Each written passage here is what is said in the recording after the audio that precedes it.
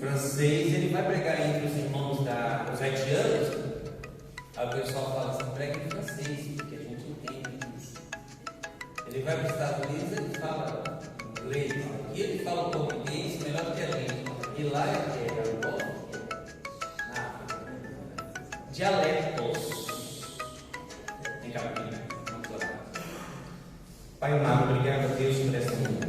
Usa teu servo, Deus, como instrumento nas tuas mãos, para falar conosco. Nós só queremos ouvir a tua voz. Fala conosco, em nome de Jesus. Amém.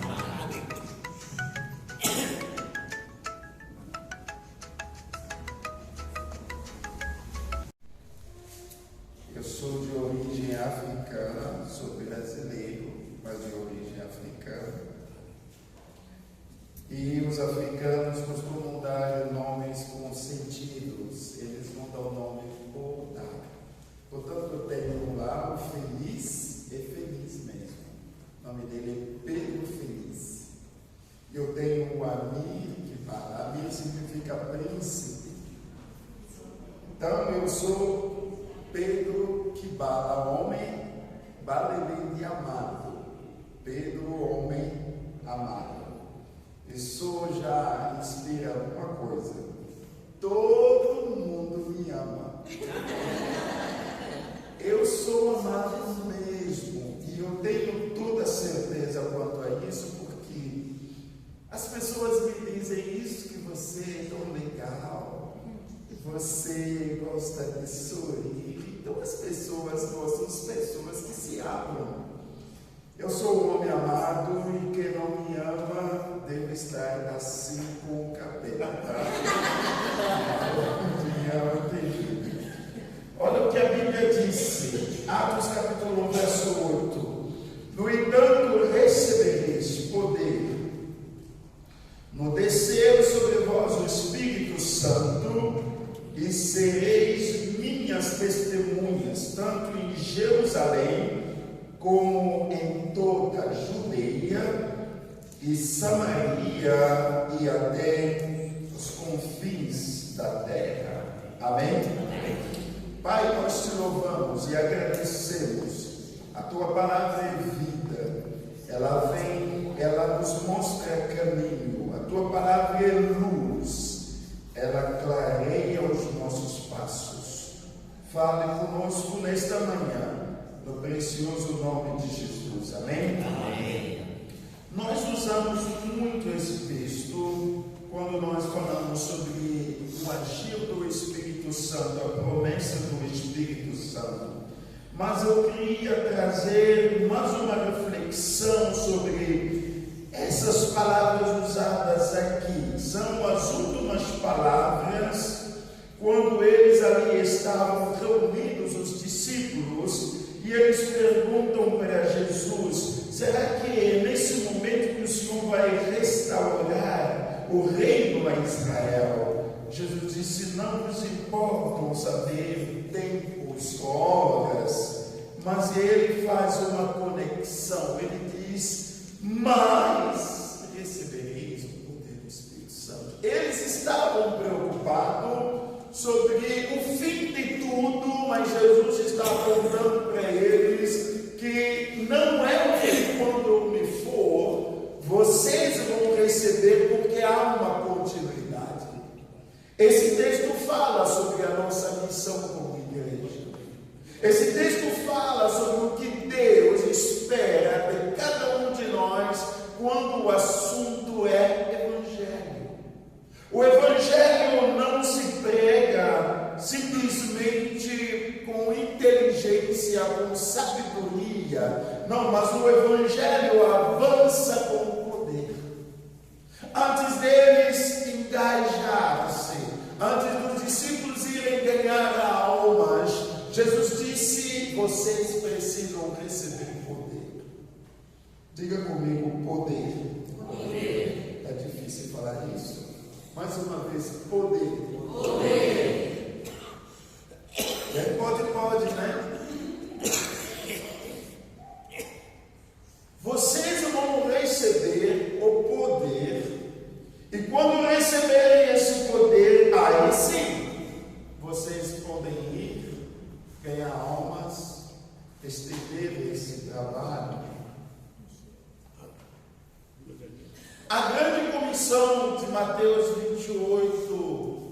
Jesus já prometia à igreja, Jesus já dizia nos moldes que a igreja deve ser. A igreja faz discípulos. A igreja vai pelo mundo. A igreja não existe para ficar dentro das quatro paredes. A igreja existe para caminhar, para andar. A igreja é um lugar de movimento. A igreja é um lugar de entradas e saídas. Por isso, quando o pastor diz, deixa as portas abertas, é porque a igreja precisa fluir as entradas das pessoas. Jesus nos quer discípulos. Jesus não nos quer simplesmente figurantes dentro do contexto de igreja. Jesus quer que nós sejamos discípulos. Discípulo faz discípulos. Discípulos ganha almas. Discípulos anda. Discípulo é modelo do seu Senhor, do seu Mestre. Ide e fazei de todas as nações meus discípulos. Existe essa grande comissão, mas nós temos no meio, antes do cumprimento, da prática dessa comissão, nós temos as palavras de Jesus, mas recebereis o poder quando o Espírito descer sobre vós. Eu preciso ir, mas quando eu for sem poder, possivelmente eu não terei o resultado que o Mestre aguarda de mim. Esses discípulos andaram com Jesus, aprenderam como ser discípulos. E quando Jesus diz de fazer discípulo, eles sabem o que é ser discípulo, o que é fazer discípulos, porque eles estavam com Jesus e eles andavam com o Senhor. Jesus partilhou a sua vida com os seus discípulos, lavou os pés dos discípulos, ensinou eles a ser servos. Jesus não olhava pelos seus interesses, ele mais quis eles subirem, crescerem. Ele disse que um discípulo que é um discípulo aprovado, que é um discípulo que se cumpre no seu padrão, ele será maior do que o seu Senhor. Se a vontade de Jesus, que nós ganhemos mais almas que ele ganhou, que nós alcancemos mais vida como ele não chegou a alcançar. Jesus, ele não está com ciúmes se você tiver 24 discípulos, pois ele só tinha 12. Ele não vai ficar com ciúmes. Pelo contrário, ele quer que nós façamos muito mais. Ele preparou os discípulos para a tarefa. Por isso nós estamos na escola. A escola bíblica dominical é uma escola que prepara discípulos. São preparados, eles tiveram momento de aprendizagem, eles tiveram também momento de estágios. Jesus deu oportunidade para eles estagiar. Vocês estão aprendendo, então vão lá para tentar praticar aquilo que vocês estão aqui aprendendo. Então eles saíram, Jesus mandou ele 2 a 2, disse: vão lá, tentam fazer o negócio lá, do jeito que eu ensino vocês, vocês vão para. Eles têm um estágio, eles têm um conhecimento, eles têm um aprendizado, eles têm tudo isso. E ali o Senhor disse: é preciso do poder. Existem pessoas que você nunca vai convencer pelas suas lindas palavras. Nós não somos políticos. Nós não somos daqueles que apresentam assim um projeto de uma vida melhor para iludir que as pessoas venham a Jesus. Não, não. Nós vamos com a palavra. Paulo diz em Romanos: eu não me envergonho da palavra, do Evangelho, a boa notícia, porque o Evangelho é o poder de Deus, é o Evangelho que convence as pessoas, é o Evangelho que toca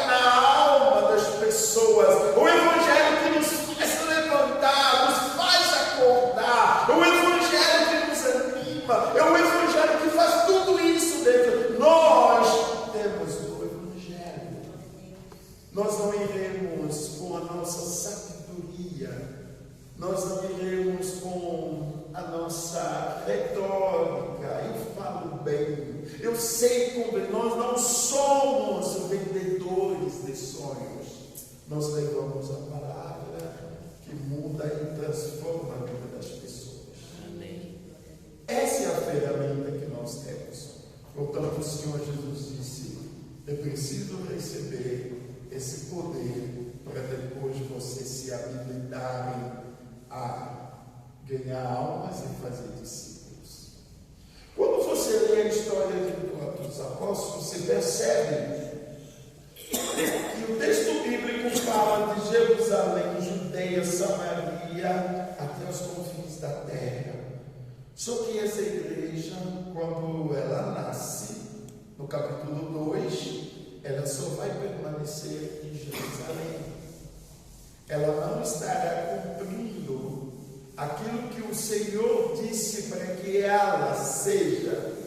Essa igreja ficou em Jerusalém por muito tempo, até no capítulo 8, quando começa as perseguições. A igreja cresceu muito, mas estava somente em Jerusalém. Não era a vontade de Jesus que a igreja ficasse somente lá naquele canto, não. A igreja precisava sair, caminhar, andar, ganhar almas. A igreja precisa se mover. E ali a perseguição vem, a igreja se mexe. Pela primeira vez, os irmãos perseguidos vão sair e os apóstolos ficam. Eles vão para Samaria, ganham almas, começam a obra do Senhor, voltam para Jerusalém e dizem: olha, nós aqui estamos avançando, manda agora quem vai cuidar. Aí você começa a perceber como o Evangelho vai se estender. Eu quero voltar no versículo 8, aqui no capítulo 1. Quando nós recebemos esse poder, que eu sei que esse poder está em nós, eu sei que a presença do Espírito de Deus habita dentro de nós. Mas muitas das vezes o que nos falta é aquela ativação desse poder para que possa agir em prol da igreja. Você tem o Espírito Santo, mas é o Espírito que está ali adormecido. Eu quero sacudir, eu quero mexer um pouco com você, para que você entenda quem é você e que você entenda o poder que Deus colocou dentro de você. Faz toda a diferença. Vamos lá. A primeira coisa importante quando recebemos, ao descer sobre nós esse poder, nós temos a revelação de Jesus de uma forma que nunca antes tínhamos. Lembre do apóstolo Paulo. Ele perseguia a igreja, mas quando ele teve a revelação de Cristo, ele se tornou um grande pregador do Evangelho. Amém. Muitos têm a revelação de Jesus, de um menino que nasce dia 25 de dezembro e vai morrer lá por volta de abril, na Páscoa. Depois vai nascer de novo, vai morrer de novo, vai nascer de novo.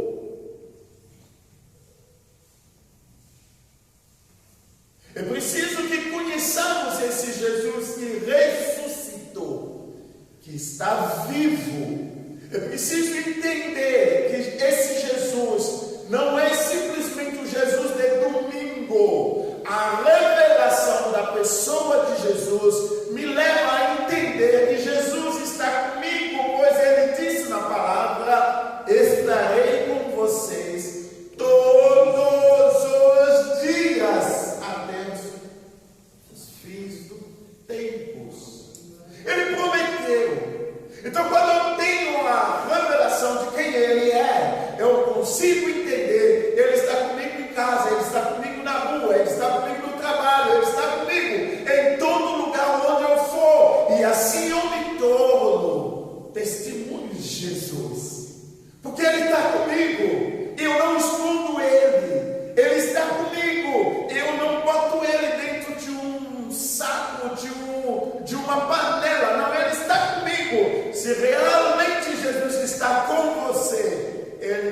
sobressair pela sua boca, ele vai sobressair pelas suas atitudes. As pessoas vão passar a enxergar Jesus na tua vida. Amém? A todos que o receberam, a todos que creram nele, a Bíblia diz, deu-lhes poder de ser chamados filhos de Deus. Não tem como eu ser filho de Deus e o mundo não entender, nem enxergar, nem ver essas mudanças que Jesus operou na minha vida.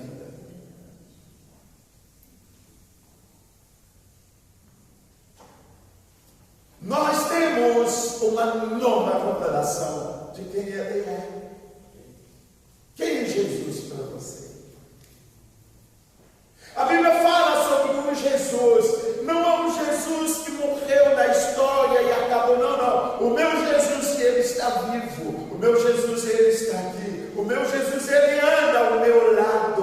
O meu Jesus, Ele me ama, eu amo a Ele. O meu Jesus, Ele nunca tem um túmulo aonde você for e olhar e ver Ele lá naquele lugar. Não. Ele está à destra do Pai. O meu Jesus tem intimidade comigo. A nova revelação da pessoa de Jesus muda o seu jeito de falar, as suas atitudes, porque você carrega Ele o tempo todo. Ele está com você. Amém. Então, quando nós recebemos esse poder sobre nós, poder do Espírito Santo, nós passamos a enxergar Jesus de outro jeito. Ele não seria simplesmente o Jesus que Isaías profetizou, mas ele se torna realmente Emanuel, Deus conosco. Amém? Pois a Bíblia diz: aonde 2 ou 3 estão reunidos em seu nome, ali Ele está no meio deles. Então eu consigo enxergar que Jesus nunca foi longe. Mesmo quando passando pela luta, pela dificuldade, eu sei de uma coisa, que Ele está comigo. Porque houve tempestade, os discípulos no barco, houve tempestade, mas Jesus estava no barco. Isso significa que pode haver tempestade. Isso não diz que Jesus está ausente. Pois a mania de muita gente, quando passa por luta, dificuldade, diz: Deus me abandonou, Deus não está comigo. Não, Ele estava ali e a tempestade veio. A grande diferença é que quando Ele não está, o barco pode afundar. Mas como Ele está no barco, a tempestade pode mexer quanto o barco, mas o barco não vai afundar. Eu quero dizer que o barco da tua vida nunca vai afundar, porque Jesus está dentro dele. A igreja nunca pode afundar, pastor, se Jesus estiver no meio da igreja. Ela pode sofrer dificuldades, problemas, mas ela não. Então, primeiro elemento importante é que você passa a ter uma nova revelação. Quando você passa a ler as Escrituras, você consegue enxergar Jesus de outro jeito, porque o Espírito dele é um Espírito de revelação. Segunda questão interessante: ao descer sobre nós o Espírito Santo, nós nos tornamos verdadeiros adoradores. Esses adoradores, João 4 fala: o Pai procura os verdadeiros adoradores. Por quê? Os verdadeiros adoradores adoram ao Pai em espírito e em verdade. A nossa adoração começa a ter uma dimensão diferenciada, portanto nós não mais iremos adorar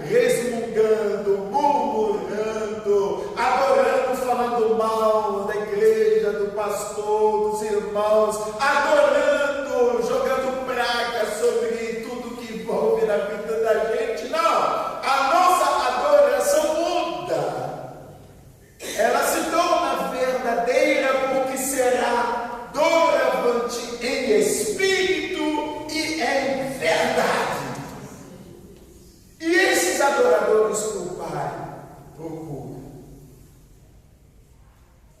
Nisso eu vou entender onde que é o lugar da adoração. Os nossos pais disseram que a adoração deve ser lá no monte. Jesus disse: não será mais no monte. Eu quero mostrar para você que o lugar da adoração não se chama casa, não se chama monte. Jesus queria levar as pessoas, aquela mulher samaritana, a entender que a verdadeira adoração não tem mais lugar. Portanto, é uma adoração espírito. Se é espírito, então você vai adorar na tua casa, você vai adorar na rua, você vai adorar debaixo do chuveiro, você vai adorar mesmo não sabendo cantar, mas você vai adorar ao Senhor, você vai, e quando o povo passa a adorar a Deus, não tem como o mundo não enxergar que somos discípulos de Jesus. Então, testemunhar aqui, quando o Espírito vier sobre nós temos a nova revelação de Jesus, o mundo já começa a enxergar em nós que somos diferentes, começamos a ser verdadeiros adoradores, o mundo já começa a olhar para nós: não é ele que passa luta, mas está cantando louvores, não é ele que está passando dificuldade, mas está lá firme servindo ao Senhor. Alguma coisa deve estar acontecendo com esse homem, porque ele é um verdadeiro adorador.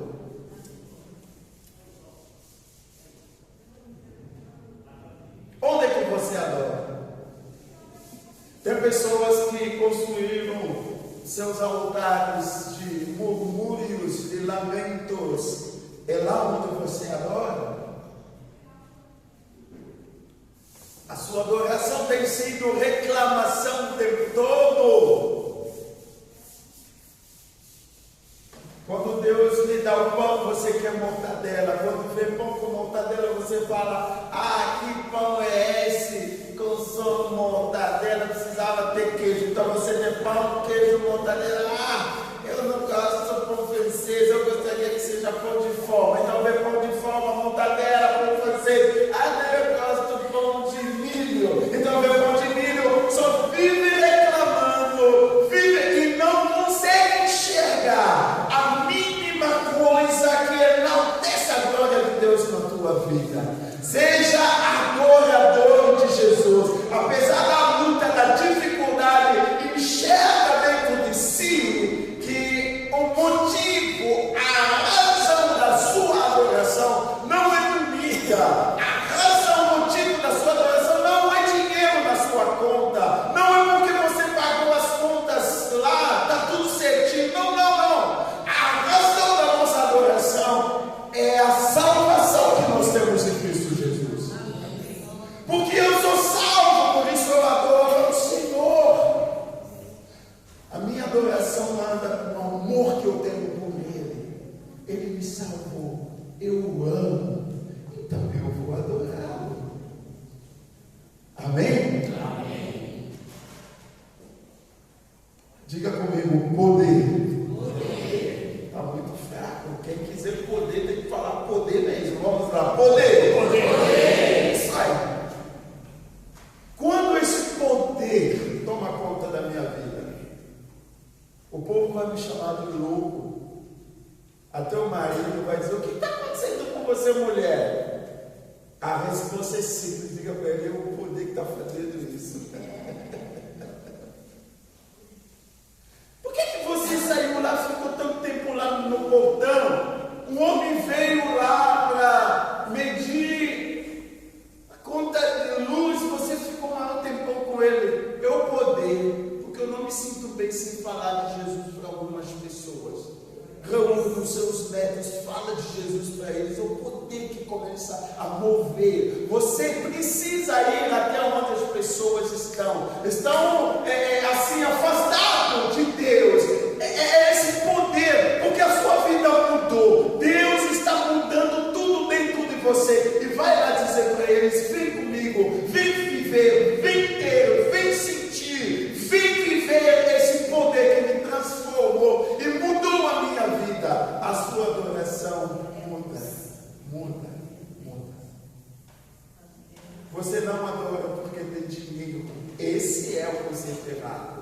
Quando as coisas vão bem, está lá na igreja, está tudo feliz. Quando as coisas não vão bem, você não vem à igreja. Você começa a dar desculpas, você fala, eu não consigo, a vida está difícil para mim. Não. O motivo que deve levar você para adorar a Deus é que Ele é o seu Salvador. Ele te salvou. Ele tomou o seu lugar. A Bíblia diz que o castigo que nos trouxe a paz caiu sobre ele, e pelas suas pisaduras nós fomos sarados. Então eu sei que eu tenho crido, mesmo com dinheiro eu louvo a Deus, sem dinheiro eu louvo a Deus, doente eu louvo a Deus, com saúde eu louvo a Deus. Eu não tenho tempo ruim para adorar ao meu Senhor, porque o poder dele está dentro de mim. Me toma na testemunha, e como testemunha eu sou verdadeiro adorador. Eu carrego isso no meu DNA. Eu sou adorador de Jesus. Amém? Amém. Oh, amém. E a terceira coisa, para finalizar sobre esse livro texto, você tem uma nova revelação de quem Jesus é. Jesus não é mais a história que foi contada na escola bíblica dominical. Jesus passa-se uma experiência de vida. Eu sei, eu conheço Jesus. É uma coisa você falar sobre Ele, é outra coisa você viver Com ele. com Ele. É outra coisa. Tem muita gente que sabe tudo de Jesus, mas não sabe coisíssima nenhuma sobre vida com Jesus.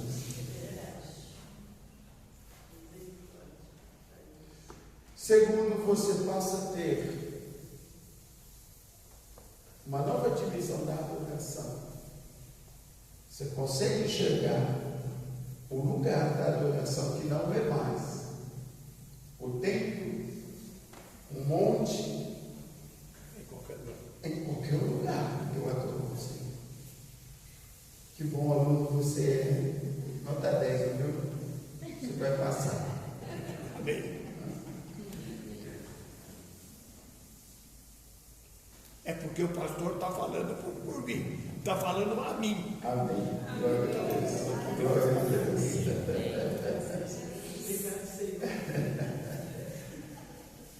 Essa mulher samaritana diz, não, nossos pais disseram, um conceito velho sobre a adoração. E lá Jesus diz, não é mais não.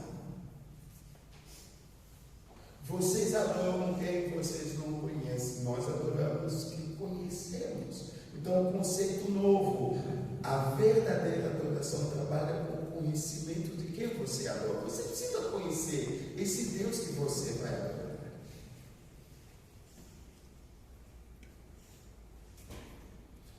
E para finalizar, tome cuidado ao descer sobre mim. Não os sapatos. Eu acho que as rodas nos meus pés para correr, levar o Evangelho, porque eu consigo enxergar a urgência que Jesus tem para que as pessoas sejam salvas.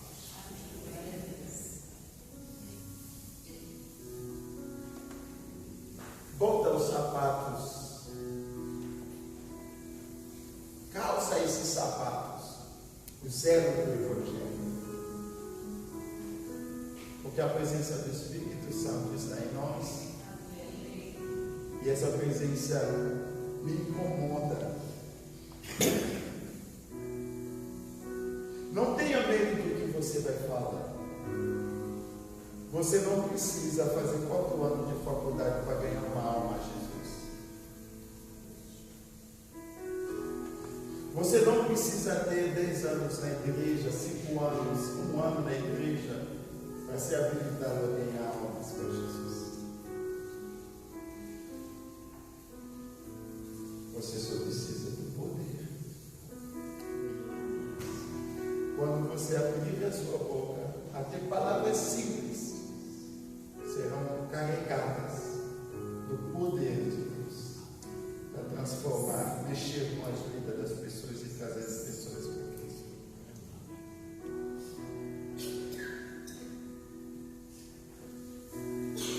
Não é que você não tem, você tem esse poder em você.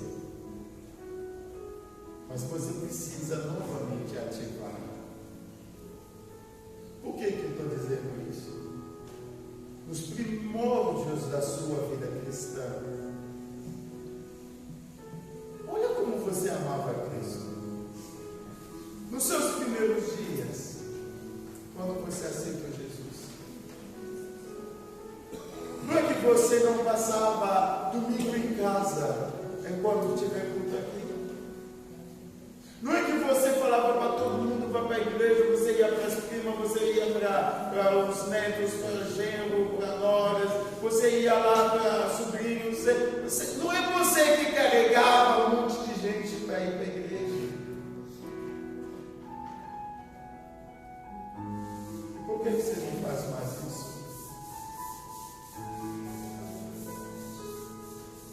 A vida cristã não é uma carreira que quando você tem mais experiência, você fala assim: eu já trabalhei muito para Jesus nessa igreja, eu quero que os novos venham. Não. A vida cristã, ela não para. Quanto mais experiente você se torna, mais influente você é, porque você tem experiência de vida. Quando você for falar de Jesus, você vai dizer: eu conheci Jesus, eu tinha 10 anos, hoje eu tenho 60, 70, esse Jesus nunca saiu do meu coração.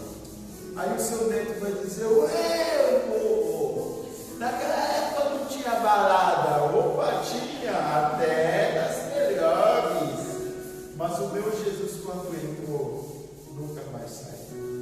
Mas é possível a sua vida começar a pegar. É possível sim. Olha para mim. Olha para mim. Calce o zelo do Evangelho. Jesus quer que hoje eu saímos daqui. E cada um de nós aqui tenha a amabilidade, o desejo, a vontade de trazer mais uma pessoa para participar do culto à noite. Pastor, é difícil, não é? Porque você não vai fazer pela tua força física. Vai ser pelo poder dele. Ah, mas se não vier, qual o problema? Se não vier, não tem problema. Mas você convidou. Se vier, eu lucro. Glória a Deus! Funcionou! Porque funciona mesmo. Amém?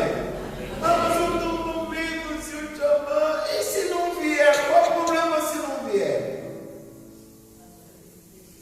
Jesus nunca vai ficar envergonhado por conta dele que não quis vir com você. Mas presta atenção. Hoje ele não vem. Um dia ele virá. Porque você entende o que o poder deve motivar você. Dentro da sua casa, tem pessoas que ficavam junto com você nos cultos, do teu lado, mas hoje não estão aqui. Pode convidar eles. Eu vou voltar à noite e a gente vai adorar e louvar o Senhor. Amém? Amém. Recebereis o poder, e esse poder vai transformar você. Você vai se transformar. Você vai se tornar o maior maluco do pedaço. Porque vai ser só Jesus na sua boca o tempo todo. Essa mulher pirou. Irei mesmo. Porque você não sabe do poder que está agindo dentro de ti. Oremos. Senhor, desperta em nós, assim como a tua palavra vem falar aos nossos corações. Desperta em nós essa vontade, este desejo. Desperta em nós, Senhor, que nós entendamos quando o teu Espírito ativado estiver trabalhando dentro de nós, a nossa adoração muda, a revelação da pessoa de Jesus muda, e nós estamos já sentindo que o Senhor botou sapatos, calçou em nós esse zelo para levar o Evangelho, Senhor. Desperta em nós, Senhor. Abençoe esta casa, abençoe o teu povo, e nos conduz nos próximos momentos do nosso estudo da palavra, em nome poderoso de Jesus. Amém.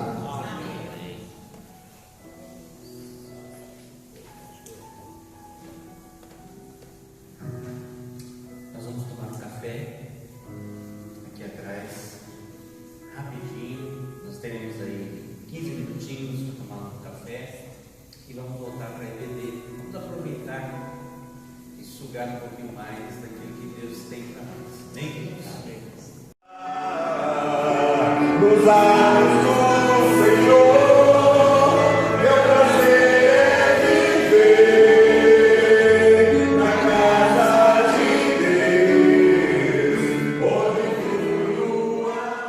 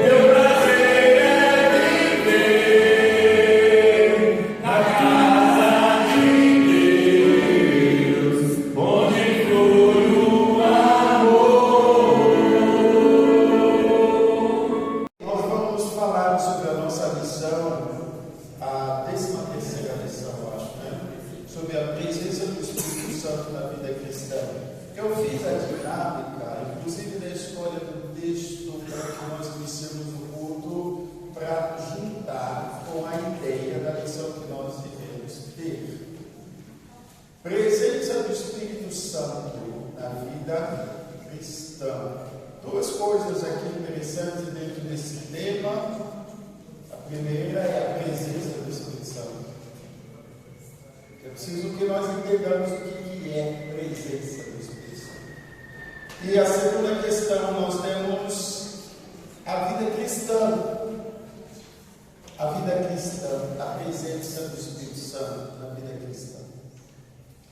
Quais são os objetivos que eu gostaria de atingir hoje nessa aula? A primeira coisa importante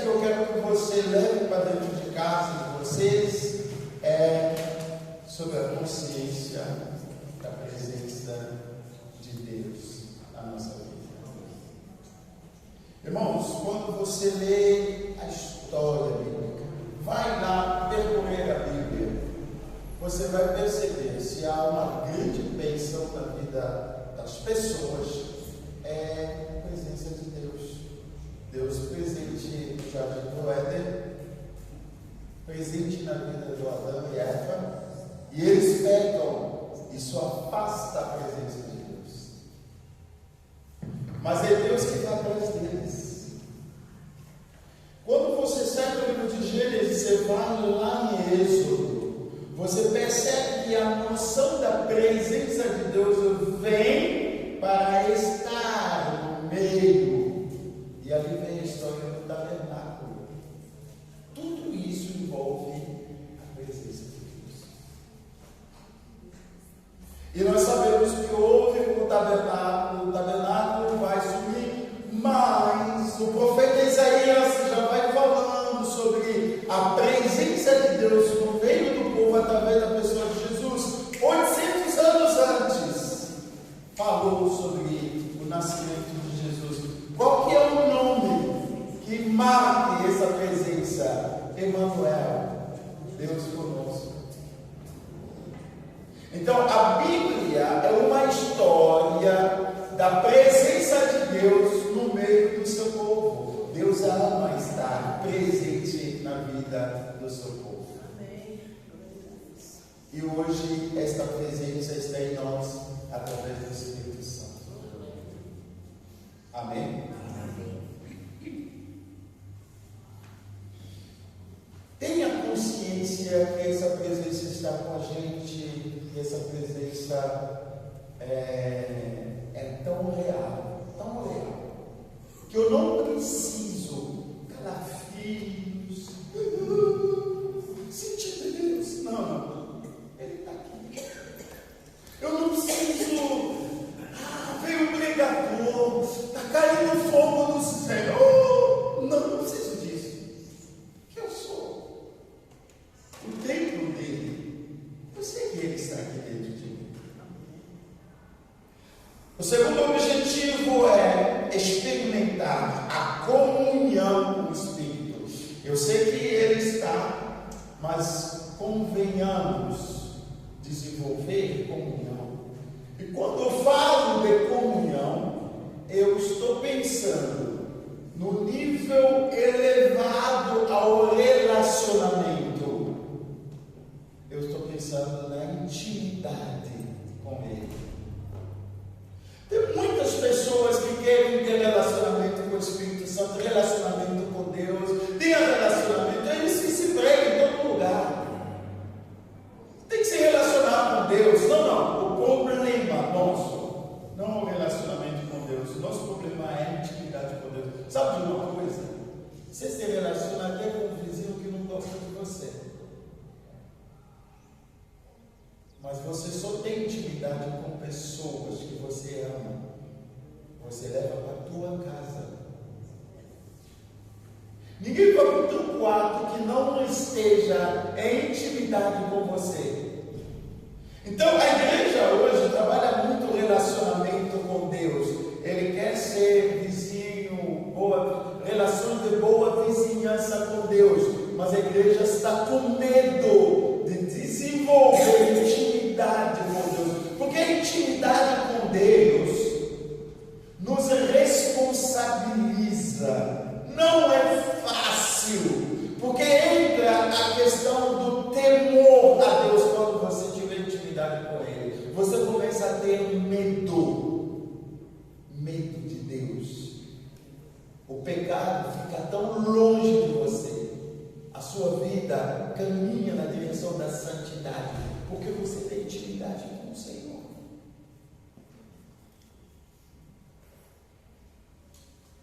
Agora, relacionamento, oi, tudo bem? Pode ficar uma semana sem se falar, isso é relacionamento.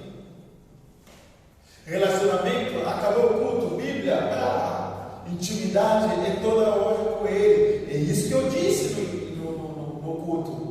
Nova revelação de quem Ele é. Ele não é mais o Jesus do domingo. Ele é o Jesus de todos os dias na minha vida. Intimidade. Então, quando eu falo da comunhão com o Espírito, eu estou falando da intimidade, de desenvolver essa amizade profunda. Gente, o Espírito Santo fala, mas quem ouve o Espírito é somente quem tem intimidade com Ele. Quem não tiver intimidade com o Espírito não vai ouvir o Espírito falar. Terceiro objetivo é esvaziar para se encher. Esvaziar para se encher. Você vê esse corpo? Se estiver cheio de água, você não bota mais nada aqui dentro. Acabou a água. Pode trazer até 3 copos. Se estiver cheio desse corpo, você não bota mais nada. Mas se o corpo estiver vazio, você consegue encher. Agora, nós estamos muito cheios de nós mesmos, do nosso ego, dos nossos conceitos, do nosso jeito, e nós não temos dado o espaço para que o Espírito possa encher. A gente está cheio de si, a gente se acha o último biscoito do pacote. Isso é verdade. A gente acha que somos nós. Eu, né? Eu que mando na minha vida. Não! Se você estiver cheio aqui o corpo, você não tem mais como colocar nada. Se você tiver o corpo vazio, você consegue botar água, suco. E ali vale a pergunta: como é que está o seu corpo, a sua vida? Bom, 2 considerações. Cara, você tem 3 mãos. Ele consegue carregar 3 corpos. Amém. Obrigado. É para cuidar dos rins, né? Beber água. Ok. Eu quero trazer 2 considerações. Deixa eu tirar o microfone. Eu acho que vocês vão me ouvir. Você está me ouvindo aí? Tem a gravação? Ok. A primeira consideração, Ezequiel capítulo 36, versículo 27. Vamos ler? Essa tela funciona, não, né?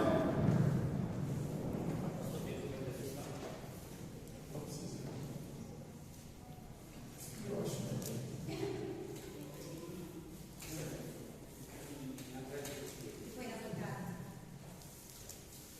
isso aqui eu só vejo em 2 lugares. Aqui e outro lugar também que eu vejo isso.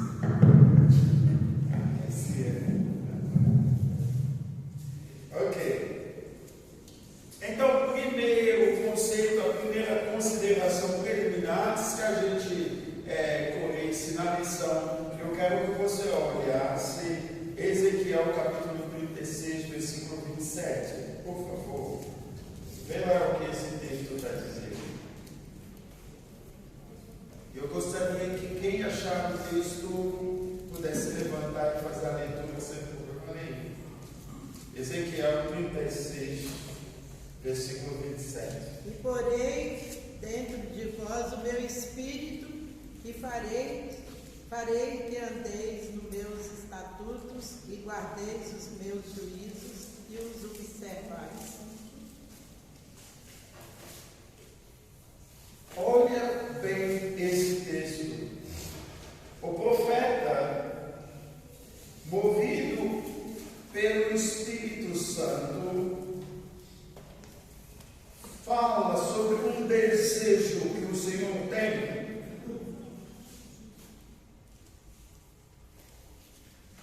Ele diz que porei dentro de vocês meu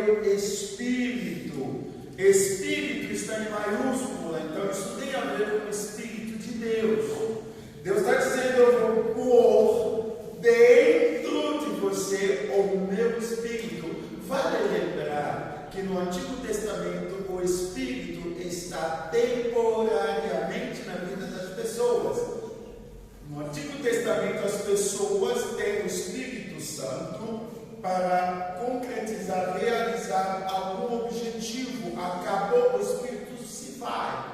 O Espírito não está permanente.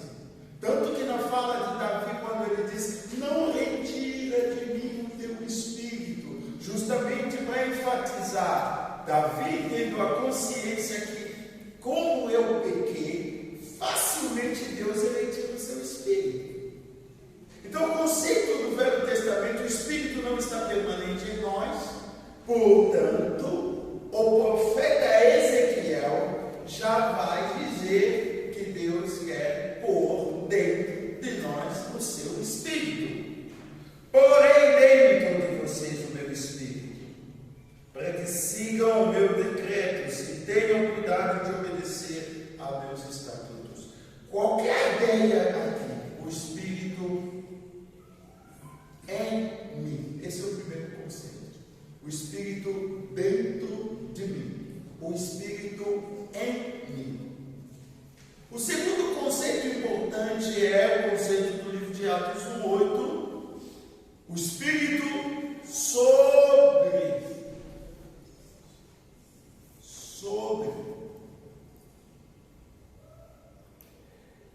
Quando eu falo do Espírito em mim, eu estou desenvolvendo o conceito da presença de Deus dentro do caráter,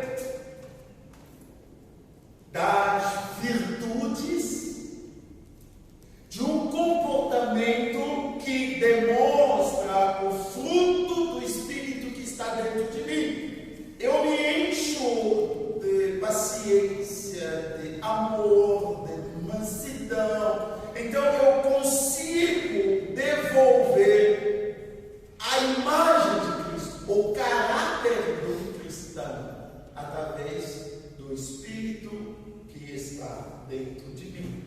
O caráter muda. O Espírito sobre mim é o revestimento de poder. Quando o Espírito está dentro, eu falo diferente, eu me comporto diferente, eu tenho caráter, comportamento. A pessoa olha e diz: ué, ele é dos céus, porque eu tenho o fruto do Espírito Santo dentro de mim. Esse é o primeiro conceito importante sobre o Espírito Santo. Agora, quando eu falo, derramarei o meu Espírito sobre, eu estou pensando na questão do revestimento. Você tem um Espírito dentro porque você agora é filho de Deus, você tem o caráter de filho de Deus, o comportamento de filho de Deus, e você também tem um Espírito sobre porque você é revestido, que a obra que você tem que fazer precisa de poder para realizar. Então nós temos essas duas dimensões em relação ao Espírito Santo. Tem muitas pessoas que querem o Espírito sobre e não dentro. Por isso você vê pastores, sei lá, cristão, cheio de poder, mas sem caráter. Mente como uma beleza. Mente, rouba. Ué? Porque o Espírito não está dentro. Se o Espírito de Deus estiver dentro, o caráter de Cristo começa a se manifestar. Tem coisas que eu não faço, não é porque eu não posso fazer, não consigo fazer, não. É porque Jesus não deixa que isso se faça, porque Ele habita em mim. O Espírito dele está dentro de mim. Para qualquer pessoa que já tem experiência com Deus, vai dizer: tem coisas que eu não consigo. Tem pessoas que não conseguem mentir. Não conseguem. Se você está mentindo, não consigo mentir. Não consigo, não sei como é que se mente. Não sei, porque o Espírito está dentro dele, ele não está, veja, para que ele possa desenvolver essa questão. Então nós temos de um lado o nosso caráter como cristão, como pequeno Cristo, está no fruto do Espírito que está dentro de mim. Agora, o poder poder para o exercício do ministério, para ganhar engajamento, para servir, para ser pastor, para ser missionária, esse poder que nós chamamos da unção de Deus é o revestimento do Espírito que está sobre mim. Quando ele vem sobre, ele me carrega com o seu poder. Quando ele está dentro de mim, o que acontece? Eu tenho o caráter de Cristo que se manifesta no meu dia a dia, na minha fala.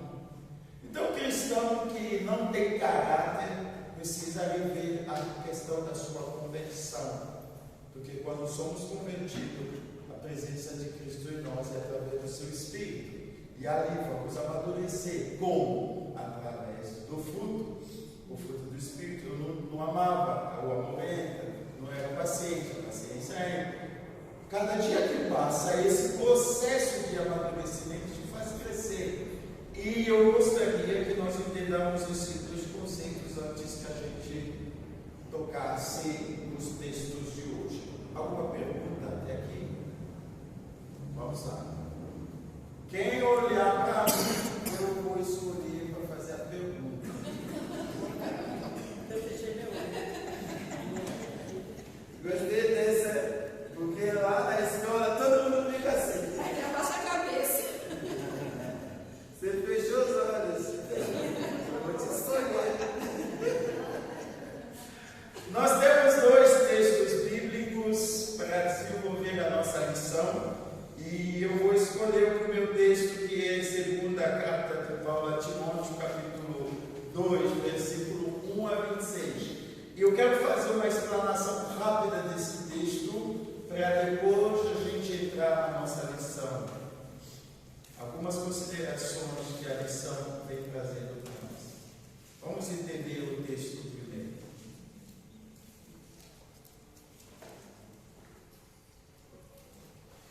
Quando você lê esse texto, eu quero não trabalhar todo o texto, mas eu quero pegar a parte do texto que me dá uma ideia sobre a vida cristã, para poder casar com a presença do Espírito Santo na vida cristã. A vida cristã é uma luta sem trégua. A vida cristã se desenrola no campo de batalha e nunca numa praia de diversão. A vida cristã é uma vida de luta, de batalha, uma vida dura. Não é uma vida sentadinho, com as pernas para cima, curtindo a praia. Não! A vida cristã é luta. Cristo disse: no mundo tereis aflições. Põe isso na sua mente. É preciso que nós armemos na nossa cabeça que a vida cristã nunca foi uma vida fácil. Não há conforto na vida cristã.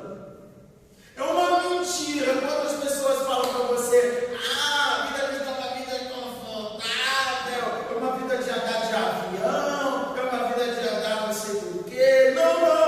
Veja os apóstolos, que conforto de vida eles tinham. Eles tinham momentos bons, porque sempre nós vamos ter os momentos bons, estamos com Cristo.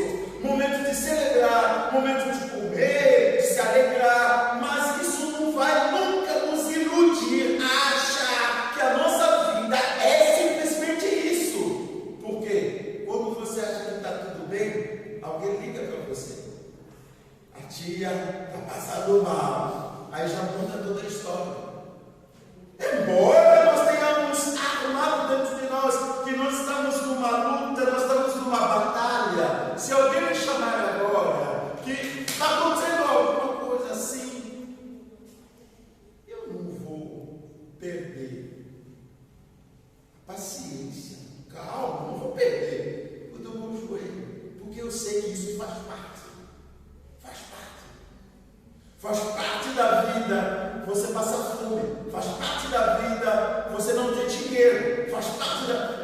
Irmãos, faz parte da vida, meu amado. Você começar a escolher: vou pagar essa conta, essa aqui vou deixar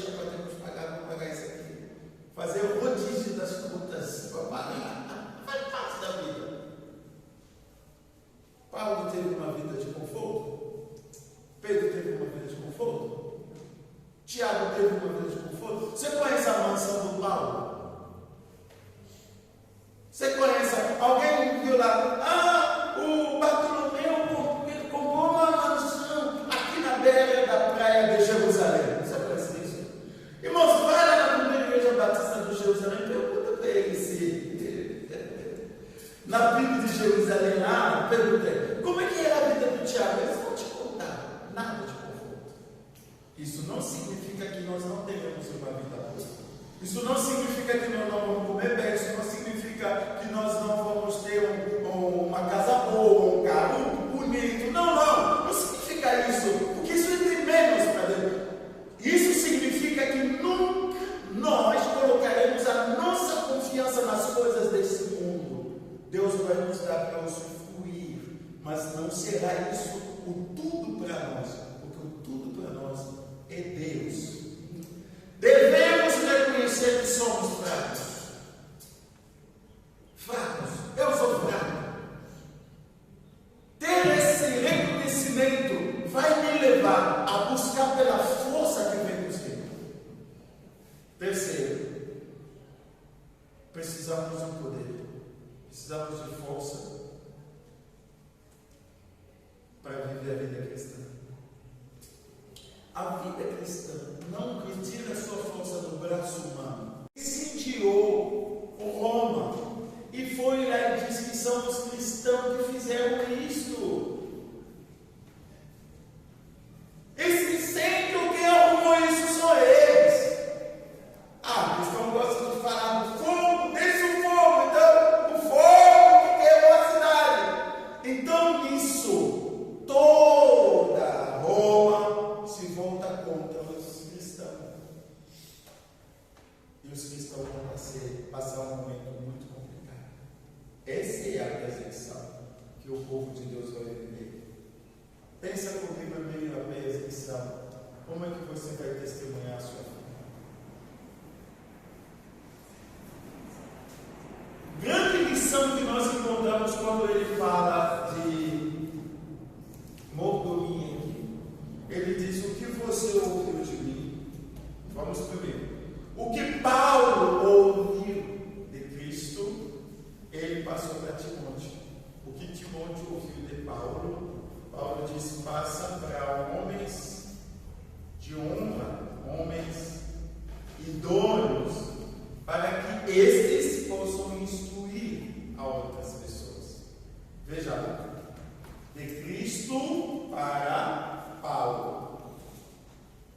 Cristo se revelou a Paulo. Depois, Paulo cruzou os braços? Não. De Paulo para o seu filho Timóteo. Aí Timóteo, quando recebeu, diz: agora é que eu vou descansar mesmo. Não. Paulo diz: Timóteo, aquilo que você aprendeu de mim, ensina isso a pessoas idôneas. Então eu dou Timóteo a homens fiéis e idôneos.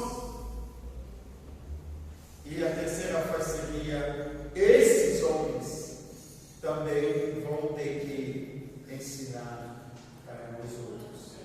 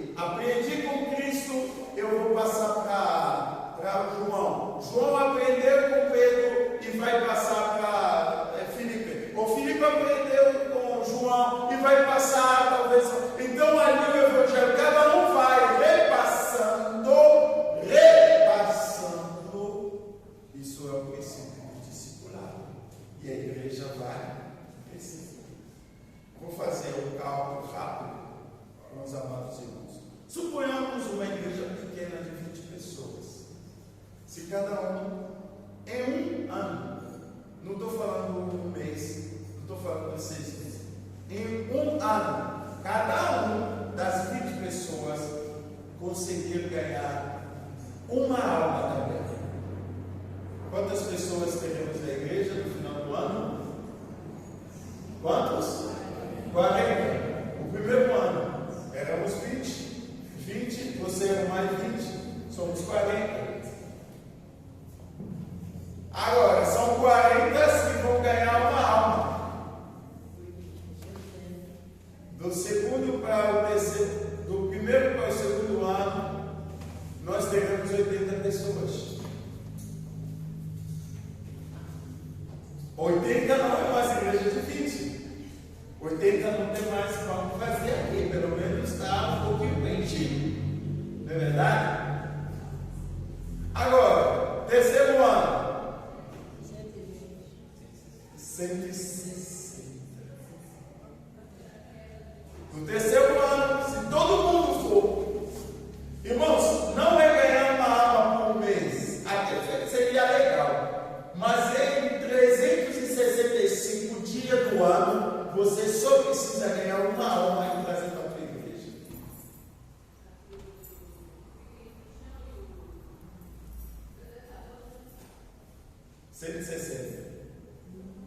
Terceiro ano. No quarto ano, 320. Ali não tem mais espaço que cabe a todo mundo, né? A gente já começaria 2 cultos, porque não tem como caber todo mundo. Terceiro ano. No quarto ano, 320 vai para 640.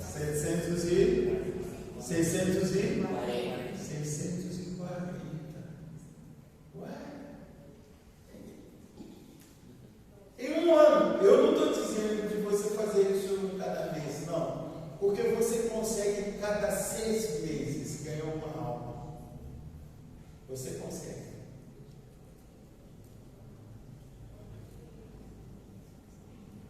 Nós, em 4 para 5 anos, vamos ter uma igreja de 600 mil. Já era. Sabe o que aconteceu com a igreja? Quando a igreja encheu os seus bancos, a igreja começou a se acomodar. Quando a igreja se acomoda, ninguém visita, ninguém ganha alma, ninguém faz nada. Todo mundo fica com as Bíblias para trazer domingo à noite. Mas a nossa vida não se torna uma pregação pela semana. Nós falamos qualquer coisa, não falamos com vizinhos, brigamos com vizinhos da frente, de trás, tal. E até os vizinhos começam a perguntar: que tipo de igreja ela vai, hein? Se não consegue nem perdoar. É interessante essa questão. Princípio disso. A mensagem do mensageiro deve estar em harmonia, porque homens infiéis são justamente desqualificados para ensinar os outros.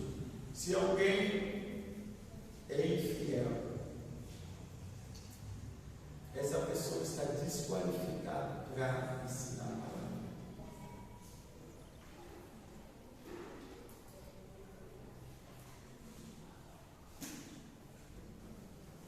Bom, podemos avançar.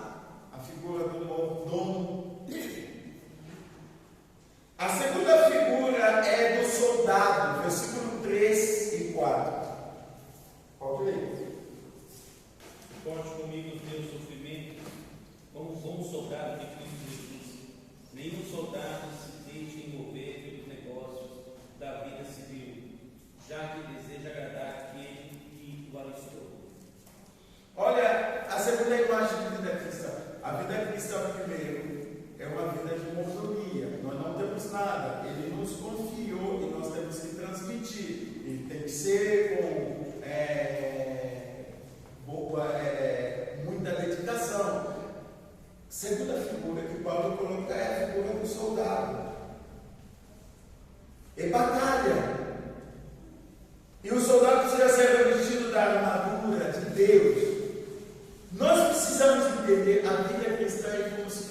vida de soldado.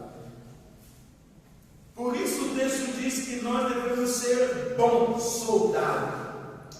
Bom soldado. Não adianta ser mais um, é preciso ser um bom. Ah, mas eu louvo. Não adianta ser mais um que vai louvar, é preciso ser um adorador de mão cheia. É preciso ser bom no que eu vou fazer. E no soldado, é o soldado que participa do sacrifício do seu Senhor. Ele diz: suporte comigo o sofrimento, como bom soldado. Como bom soldado, suporte. Ser um bom soldado nos leva a participar dos sofrimentos do Mestre.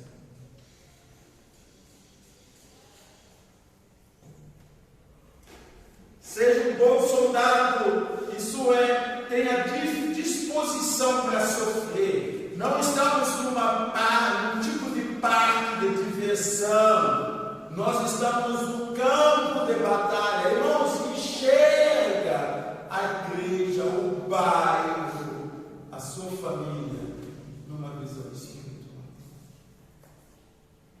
Será que todo o seu bairro já aceitou Jesus? Será que toda a sua rua já recebeu a salvação?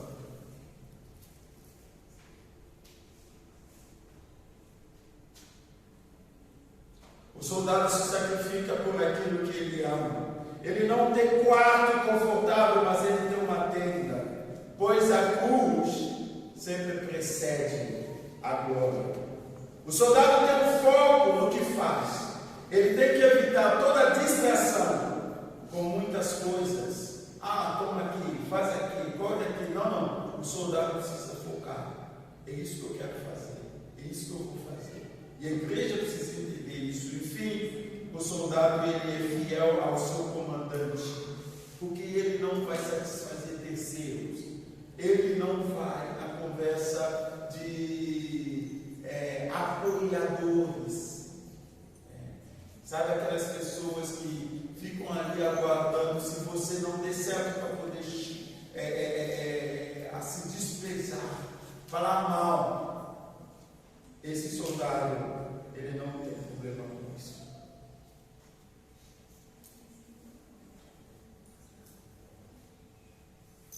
A terceira figura, versículo 5, por favor.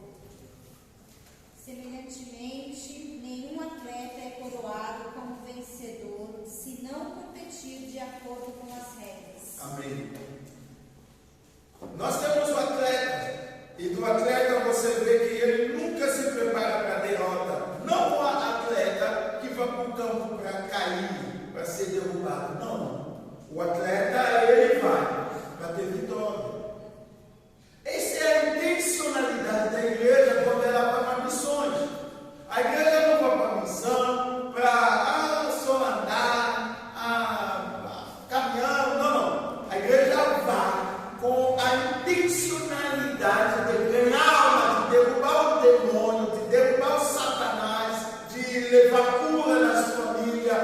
Vai com essa intencionalidade. Por isso o preparo deve vir antes da luta.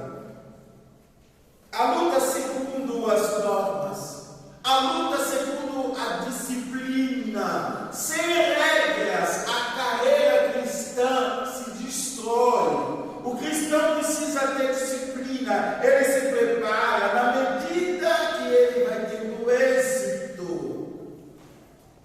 Em Hebreus a Bíblia diz para tirarmos o peso. O peso atrapalha. Existe um peso na vida de muita gente que impede a correr, a ganhar alma, a fazer a obra do Senhor. E Paulo aos Coríntios, ele diz: expurgo o meu corpo. Como ele expurgava o seu corpo? Através de uma vida de disciplina. O atleta somente existe para vencer. E para vencer, ele precisa da disciplina. Para vencer, ele precisa respeitar as normas. Para vencer, ele precisa competir segundo as regras. Ali você tem mordomo, o soldado, atleta. E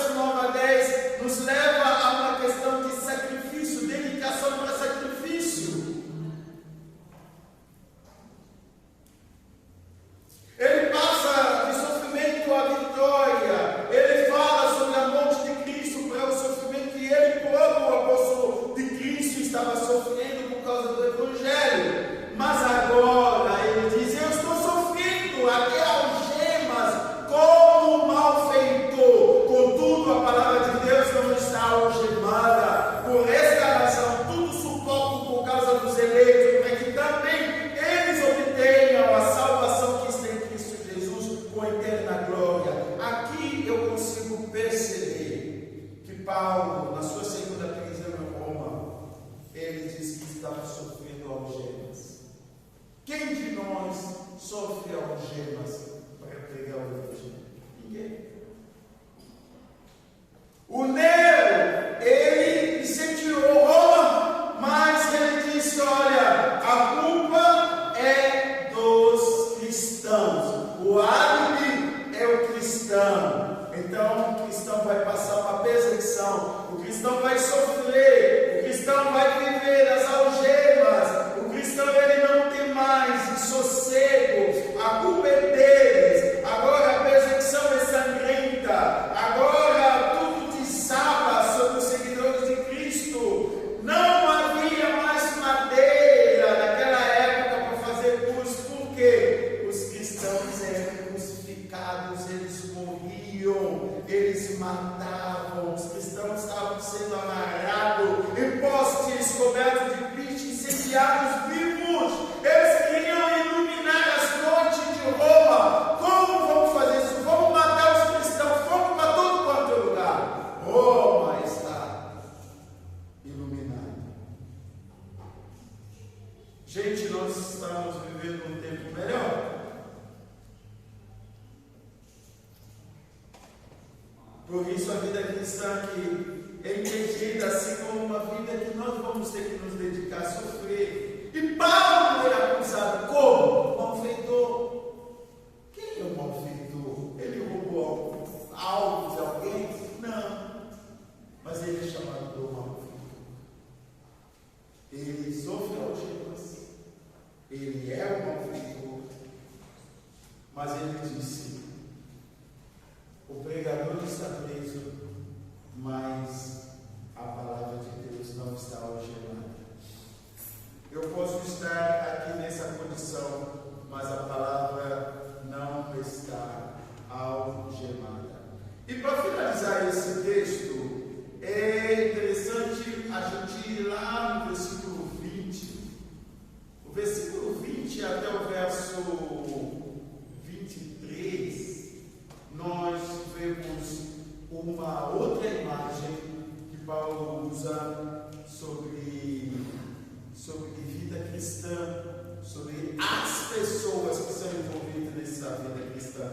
E Paulo fala sobre vasos.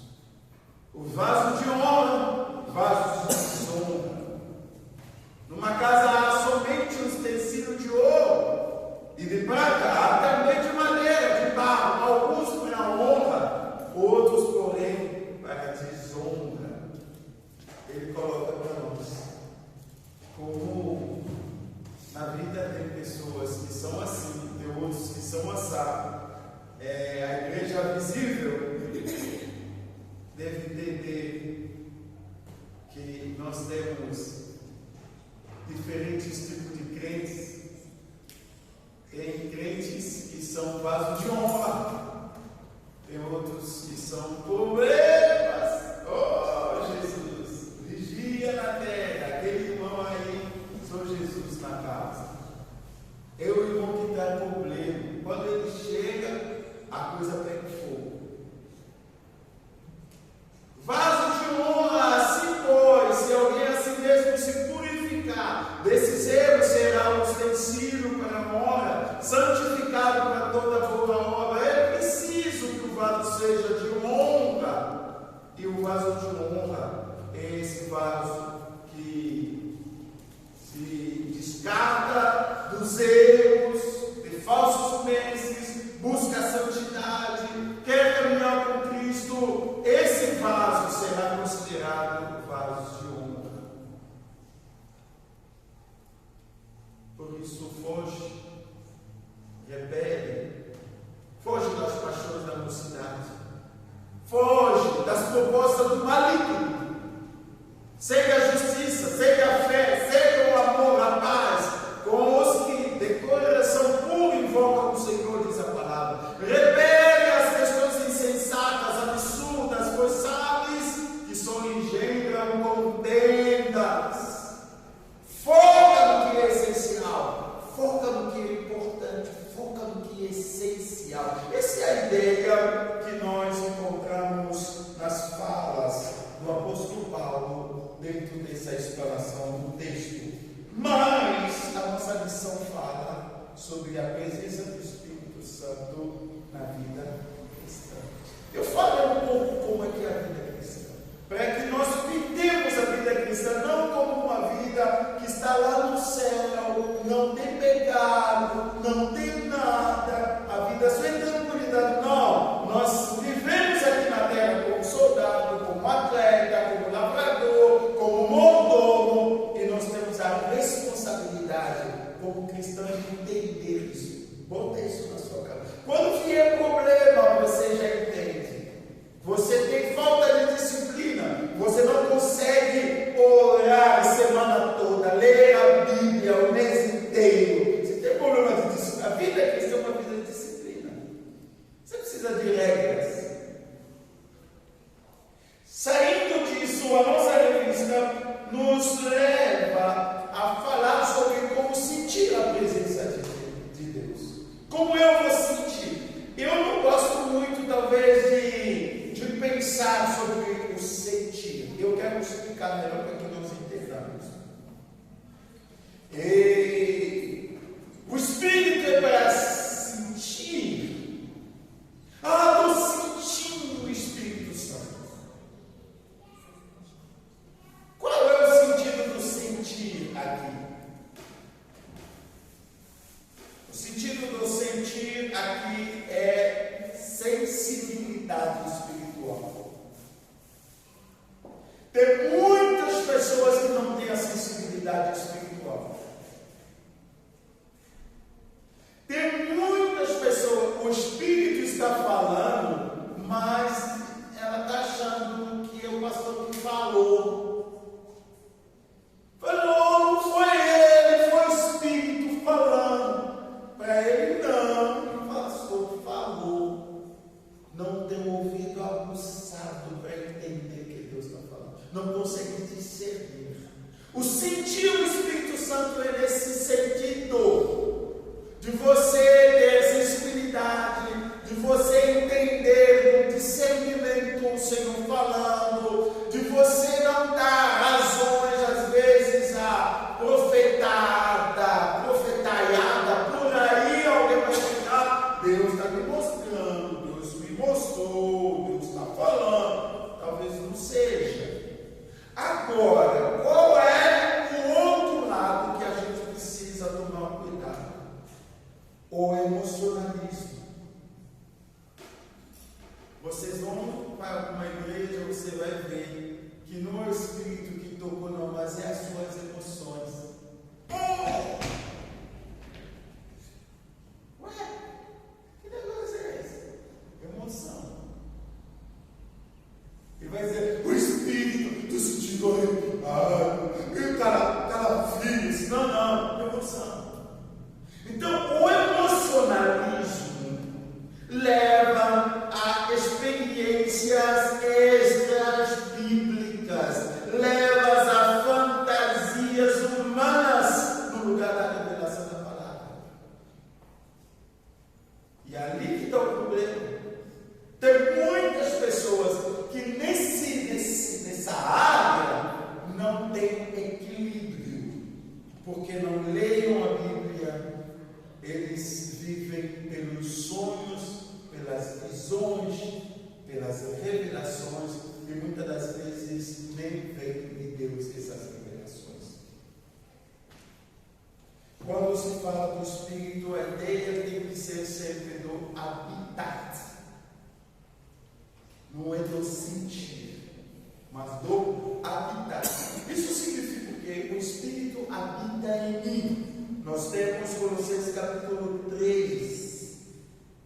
Eu vou voltar nesse texto, mas 2 Coríntios capítulo 6, versículo 16. Não sabeis que o Espírito habita em vós. Então tem uma questão. Eu estou sentindo, eu não preciso sentir se eu sei que o Espírito habita em mim. Paulo poderia dizer, vocês não sentem que o Espírito habita em você?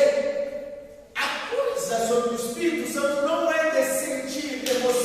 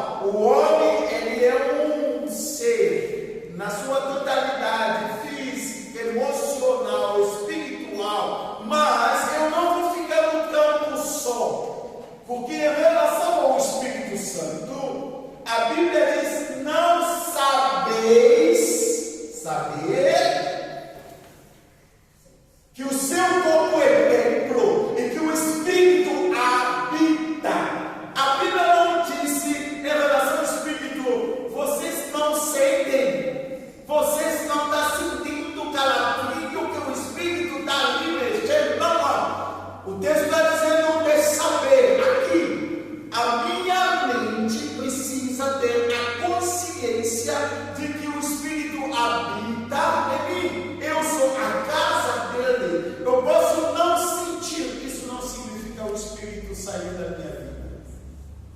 Eu posso chegar na igreja, não pular. Isso não significa também que o Espírito não está naquele lugar. Sabe, uma vez eu fui convidado para uma igreja, assembleia, não, uma igreja pentecostal. Era pentecostal. É pentecostal. Eu gosto. E quando o pastor foi me apresentar, ele disse, bom pregador, ele era batista, vocês sabem que talvez ele está estranhando pelo mover do Espírito Santo. Então, eu só queria que os irmãos fiquem à vontade, porque eles gostam muito da palavra e eles não gostam muito do Espírito. Ué? A Bíblia não disse que se alguém não tem o Espírito, este não pertence a Cristo. O que me faz de Cristo? É o Espírito dele que está em mim. Eu falei, ué, a minha mensagem hoje vai ser sobre o Espírito Santo, né? Aí eu cheguei, eu falei, amados, o batista hoje vai pregar sobre o Espírito Santo, eu quero ver todo mundo batizado pelo Espírito Santo aqui. Aí todo mundo, aí ele ficou assim, você vai pregar sobre isso? Eu falei, sim, senhor. Você não falou que os batistas não... Agora que nós vamos sapatear todo mundo junto hoje. E eu só me lembro que foi uma das minhas melhores mensagens. E quando eu terminei, ele falou, você pode voltar de novo para pregar sobre o Espírito Santo? Falei, agora eu tenho, né? Antes do dia. Paciência. Então, essa é a questão. E eu não quero que você caia no erro do sensacionalismo. Eu não quero também que você caia no erro do emocionalismo. Mas você precisa saber que você é templo e o Espírito habita em você. Amém? Amém? Se você for para uma igreja pentecostal, você vai ver a diferença. Eles gritam, eles familiam, eles sapateiam, depois eles choram. Quando ele começa a chorar, ele diz assim, eu estou tomado pelo Espírito. Mas logo depois já era. Depois o outro dia volta de novo, volta a mesma coisa. Aí eu pergunto, o Espírito que entrou em você saiu? Depois voltou de novo. Como é que acontece esse negócio aí? Mas eu sei que ele habita em mim. Ele está aqui, permanente. Dessa vez, ele não vem para um momento e vai embora, não. Dessa vez, ele vem e fica. Eu levo ele em todo lugar onde eu vou. Amém? Por isso, a ideia da arca era de ser transportada. Tem que transportar. A arca é a presença de Deus. O Espírito está sendo transportado dentro de mim. É transportar. Transportar tem duas palavras: trans e o portar. O Espírito precisa ser portado. Porta. Não deixe ele no canto. Não saia sem ele. Porta. Não é que quando você sai, você procura. Cadê os meus documentos? Você quer portar o documento com você? Por que você não porta o Espírito Santo?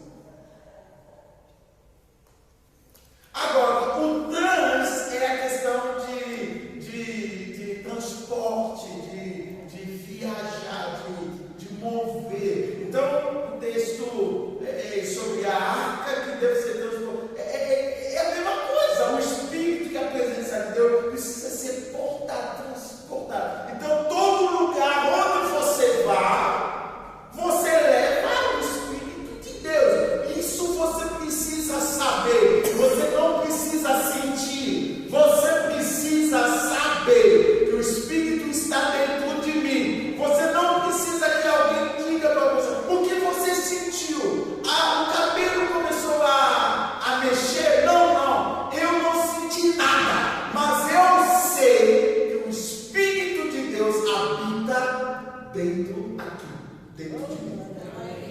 Amém? Então, essa dinâmica é importante. Porque às vezes você vem para o culto. Como foi o culto? Não foi nada, eu não senti nada. Não era para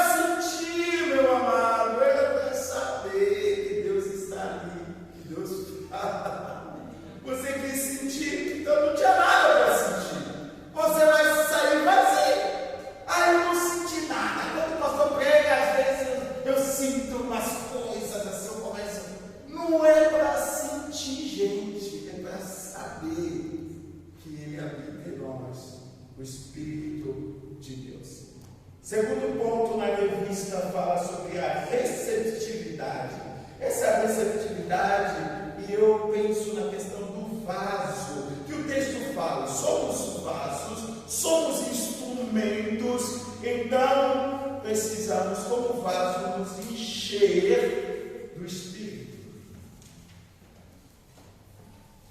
Devemos viver cheio do Espírito. Cheio do Espírito. Por isso eu quis fazer essa experiência. Aqui está vazio. Se eu colocar, eu consigo. Se eu trouxer mais um pouco e aqui já tem, eu começo a botar água, a água começa a transbordar. E a ideia na palavra de Deus é que o Espírito que está dentro de nós precisa transbordar, sair dos limites das bordas e começar a atingir a vida de outras pessoas.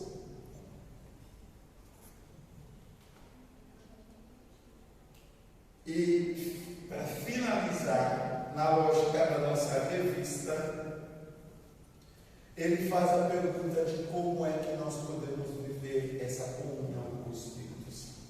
Lembre que eu falei da comunhão no início, não como relacionamento, mas como amizade, intimidade. Como eu desenvolvo essa intimidade? Primeiramente, eu preciso me tornar amante das Escrituras. Ame a palavra. Leia, medite. Paulo diz que salmos precisam sair da nossa boca. O coração cheio vai falar do que está dentro. Se o seu coração está cheio de Deus, você fala Deus em todo lugar. Está cheio da palavra, você começa a falar da palavra em todo canto que você for. E essa coisa é tão importante que eu vou me encher a cada dia, porque pela manhã eu acordo, eu falo com Deus, eu leio a palavra de Deus, a minha vida já recebe aquele tônus, aquela força, aquela vitalidade. Eu tenho a força de viver o dia.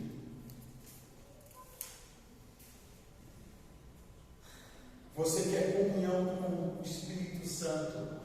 Crie amizade. Isso é companheirismo. Ande com Ele. Todo lugar onde você vá, diga: meu companheiro, vem aqui comigo. Ali o relacionamento com o Espírito Santo não é mais um relacionamento do domingo quando eu vou para a igreja. Ou só quando eu entro no meu quarto, dobro o joelho, aí o Espírito Santo vem. Não. Segundo, oração. Você quer viver uma vida cheia do Espírito Santo? Desenvolva a prática da oração. Não uma oração mecânica, mas uma oração cheia de vida.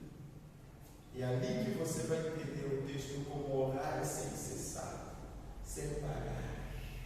Você ora em todo lugar. Irmãos, às vezes eu vou para o Brás porque eu quero orar para as pessoas que vêm lá na rua. Às vezes eu sinto isso. Não sou no Brás para orar pelo que estão vendendo lá no chão, porque eu vou até a Galeria Routier, lá aquele shopping lá. Eu vejo muita gente, muito estrangeiro vendendo. E eu vou lá, eu vou para orar. Eu vou pedir a graça de Deus, sua bênção. Porque eu não consigo enxergar que todo mundo que está ali precisa vender para levar o pão em casa. Se Deus não abençoar, você pode ficar até 2 dias sem vender. Mas Deus cuida deles. Amém? Porque Deus me move para. E eu começo a orar. A oração, irmão, traz vida para a igreja. Muda os desígnios que os homens talvez imaginavam e planejavam para devolver o povo a enxergar a vontade de Deus claramente. A igreja que ora é a igreja poderosa, a igreja que não ora é uma igreja fraca.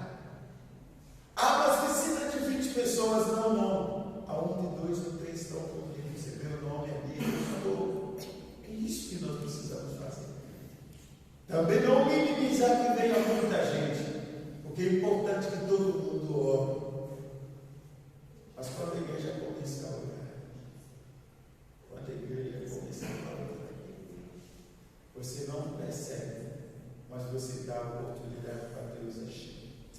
Isso cria uma atmosfera espiritual para que Deus comece a curar, a libertar, a abençoar a vida de muitas pessoas. Que Deus abençoe, bateu o meu dia. Obrigado, pastor, pela oportunidade. Obrigado, igreja, por nos permitir passar esta manhã com vocês. À noite estamos aqui, estarei junto com a minha família e nós vamos louvar junto ao Senhor. Eu falo lá na igreja que um culto nunca se repete. Nunca mais posso ter cultos semelhantes. Nunca mais teremos amanhã que tivemos hoje. Com certeza. Então você precisa estar vivo na casa do Pai, porque senão você perde algumas coisas e não sabe o que perdeu.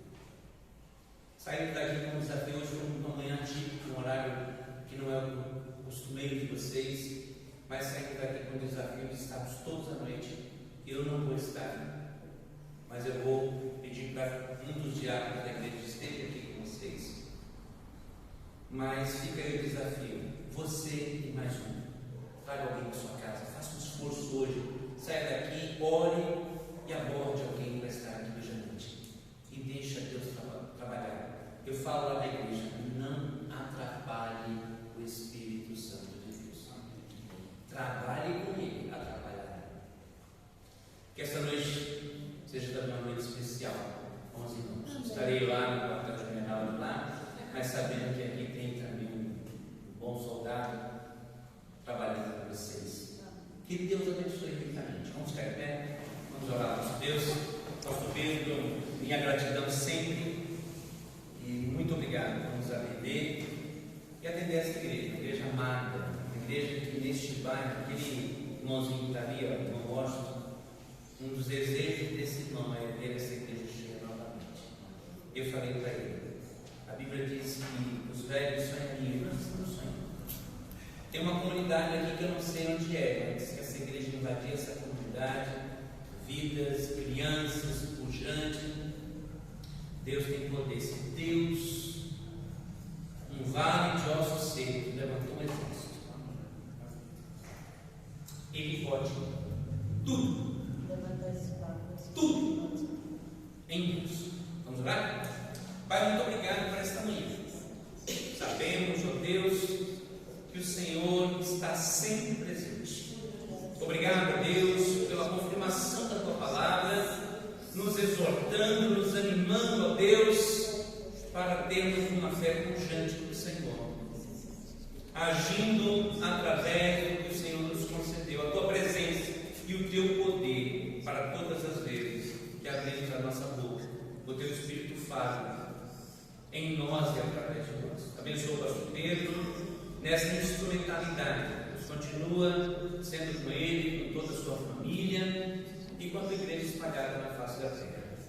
Que o amor de Deus, nosso eterno Pai, a graça salvadora de nosso Senhor Jesus Cristo e as consolações do seu Santo Espírito seja conosco e com toda a sua igreja, Pai, em nome de Jesus. Amém. Amém.